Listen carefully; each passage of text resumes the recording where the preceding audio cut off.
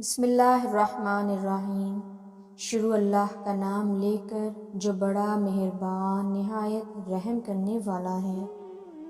درد وہ ہوتا ہے جو ہمیں دوسروں کو تکلیف میں دیکھ کر ہو، ورنہ اپنا درد تو جانوروں کو بھی محسوس ہوتا ہے۔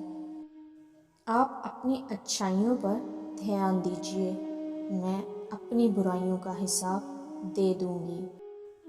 کوشش کریں مرنے سے پہلے اللہ کو پیارے ہو جائیں۔